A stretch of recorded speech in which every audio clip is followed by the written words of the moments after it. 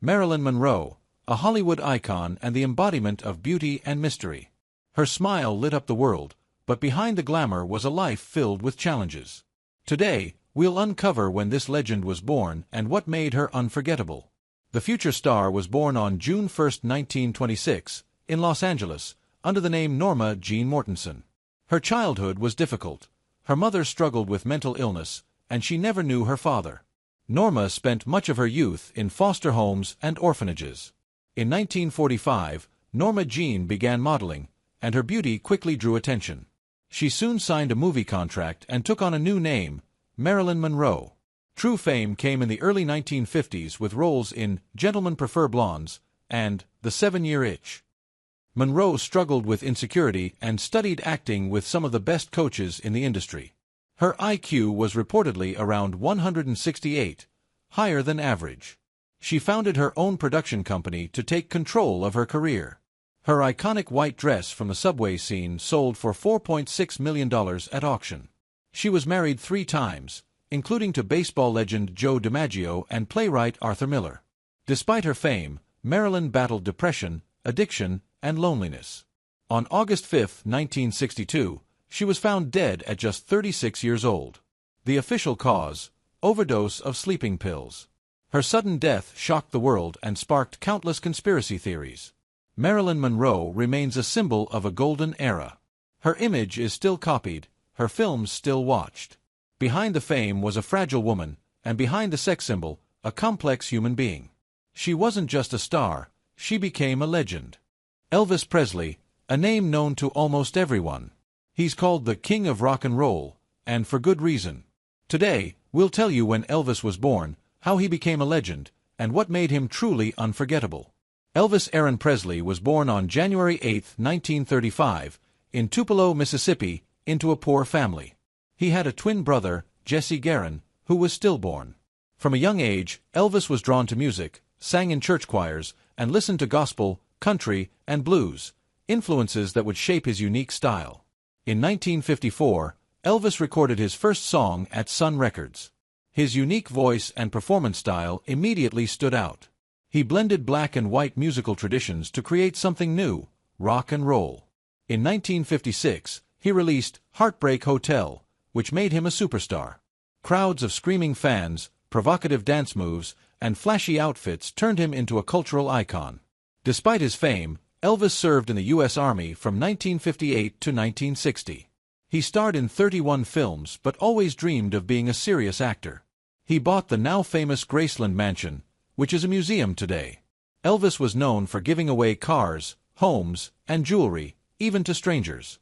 Though wildly popular, he was shy and kind, especially with his fans. Fame took a toll. Elvis became dependent on prescription drugs, gained weight, and struggled with health issues. On August 16, 1977, he passed away at just 42 years old in his Graceland home. The cause: heart failure. Elvis Presley He became the voice of an entire era, bold, brilliant, and unforgettable. Freddie Mercury.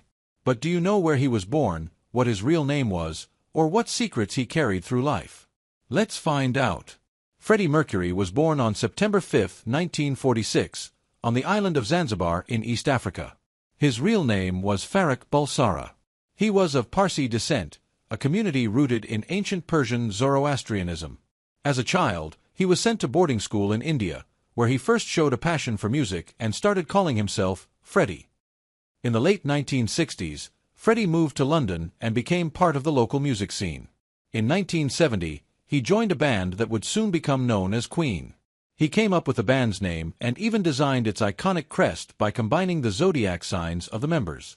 Freddie didn't just sing, he electrified the stage. His vocal range, charisma, and style were revolutionary. Songs like Bohemian Rhapsody, We Are the Champions, and Somebody to Love turned him into a living legend. Freddie was famous not only for his voice but for his image. He transformed from a glam rock icon into a powerful leather-clad frontman. Yet behind the stage lights, he was a very private person. He rarely spoke about his sexuality or relationships, especially during a time when such topics were taboo. He loved cats, collected antiques, and once said the stage was where I truly live. In the late 1980s, Freddie was diagnosed with HIV.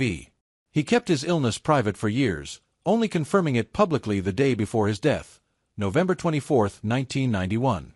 He passed away the next day at the age of 45. He was the king of pop, a record breaker, a trailblazer, and a mystery. Michael Jackson left a cultural legacy that will never fade. Today, let's take a brief look at his life, his birth, and some fascinating facts you might not know. Michael Jackson was born on August 29, 1958, in Gary, Indiana, USA. He was the seventh of 10 children. By age 5, he was already singing, and at 6 he became the lead vocalist of the Jackson 5, performing alongside his brothers. Even as a child, Michael's voice, charisma, and rhythm amazed audiences. Stardom came early, and never left. In the early 1980s, Michael launched his solo career, and became a global phenomenon. His 1982 album, Thriller, remains the best-selling album of all time, with over 70 million copies sold. He created an iconic style, from sparkling jackets and the single glove to the moonwalk, first shown in 1983. Every performance was a full spectacle, music, dance, and showmanship all in one. Michael was a perfectionist but became more reclusive with time. His changing appearance sparked endless rumors.